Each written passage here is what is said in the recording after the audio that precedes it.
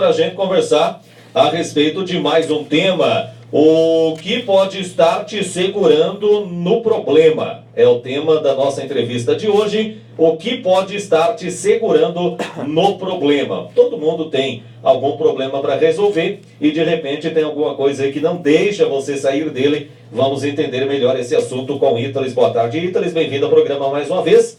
Existe algo que nos segura em um problema, Ítales? Boa tarde. Boa tarde, Gamarra, e boa tarde a todos que estão aí nos acompanhando. Sim, por incrível que pareça, existem algumas coisas que nos seguram no problema, que nos amarram, que nos prendem ao problema. E é muito importante a gente entender isso e aceitar acima de tudo, porque é uma das principais causas das pessoas não conseguirem melhorar. É um dos principais motivos que faz com que as pessoas elas patinem e não consigam sair daquela situação que está trazendo sofrimento. Então, sim, existem coisas que nos prendem, que nos seguram ao problema. E essas coisas, dentro do processo terapêutico, dentro da clínica, nós damos o nome de ganhos secundários. Os ganhos secundários são coisas que nós recebemos de positivo por estar com aquele sintoma, com aquela doença, com aquele problema. E eles, de maneira inconsciente ou subconsciente, eles, eu diria, são, de certa maneira, o resultado desejado pelo nosso subconsciente e que fez com que ele desenvolvesse a estratégia do sintoma para conseguir. Só que existem muitas coisas que acontecem mesmo sem a pessoa ter imaginado que conseguiria como resultado e que também reforçam, né? Então tudo isso é ganho secundário. Todas essas questões que acontecem paralelos ao problema dificultam com que eu largue ele. Eu vou dar um exemplo. Imagina que tem uma pessoa que depois de muito tempo de estresse no trabalho, adquiriu lá um problema físico ou emocional que fez com que ele procurasse uma consulta médica e o médico passou um atestado de 3 dias de afastamento do trabalho. Então o que acontece? Aquela situação... Aí, vou mandar um joinha aqui para Dani que está acompanhando a gente aqui no Instagram também. Então, Dani, essa situação faz com que a nossa mente entenda o seguinte: opa, então adquirir esse sintoma faz com que eu me livre do meu problema, que é o estresse no trabalho. Isso é diretamente um ganho primário. Só que o que pode ser um ganho secundário? As pessoas ao redor dela começam a se preocupar com ela, coisa que ela nunca teve na vida. Então, como é que a nossa mente funciona? Olha só que legal, além de eu ter me afastado daquilo que estava me trazendo sofrimento, eu ainda estou ganhando atenção, entende? Só que tudo isso é um processo subconsciente, ok? A gente não está atento, consciente para aquilo. Então, essa atenção que eu ganho por estar enfrentando esse problema, que é algo natural, né? As pessoas tendem a se preocupar com a gente. Essa atenção que eu ganho, ela dificulta com que eu resolva esse meu problema. Pode ser até que eu fique por muito tempo com essa patologia, eu tendo que ir no médico, o médico passando atestado, eu continuo longe do meu trabalho, eu continuo tendo problemas. E enquanto a pessoa não estiver consciente que ela está ganhando isso, ela vai ficar ali. E o risco de depois ela procurar uma ajuda psicológica, por exemplo, ela resolver aquele problema e depois de um tempo o problema voltar, é muito grande. Porque isso é muito importante para ela. Essa atenção que ela recebia era muito importante, dentro desse exemplo que eu estou falando, né? Essa atenção que ela recebia era muito importante. Então, a mente dela vai fazer um processo muito lógico, vai pensar assim: opa, eu parei de receber aquilo que eu estava gostando, Então eu tenho que voltar a fazer aquilo que eu estava fazendo, que é o sintoma, que é ter a doença, para conseguir novamente aquele benefício, que é algo tão bom para mim. Então esse é um processo lógico da nossa mente. Então, sim, esse ganho secundário nos prende demais ao problema. Nos prende demais à dificuldade que a gente está enfrentando.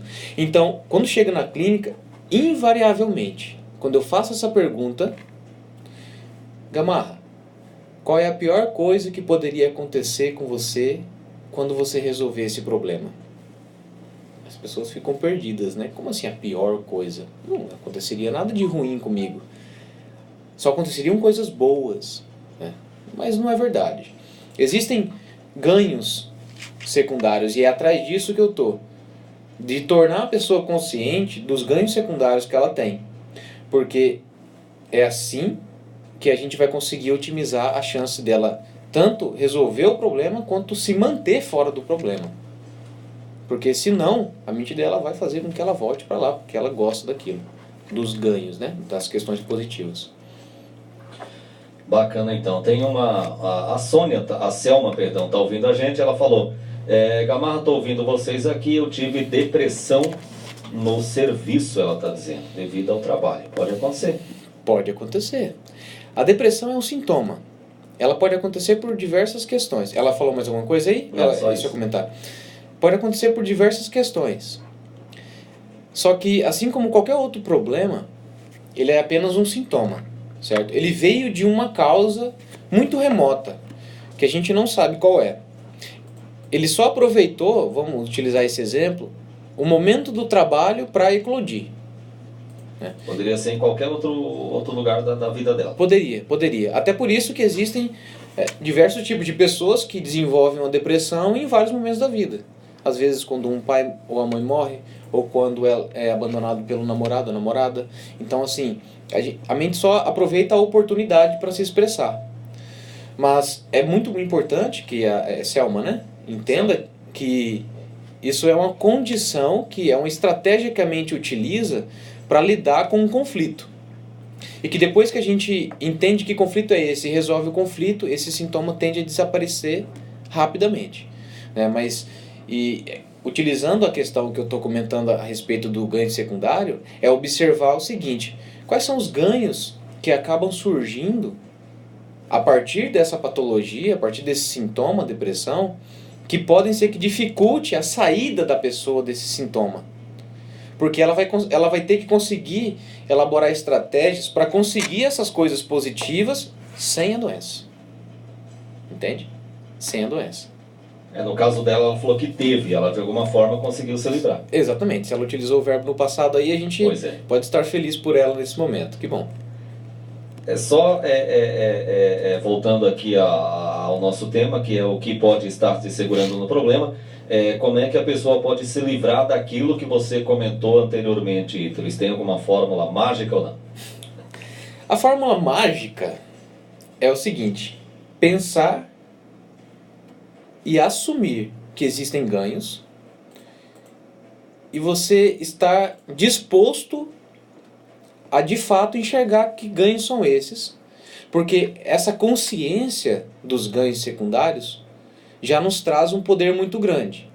Ele não resolve muita coisa, porque você pensa o seguinte: eu vou dar o exemplo daquele que foi afastado do trabalho por causa da patologia e consequentemente, né, como ganho secundário, acabou ganhando atenção aí.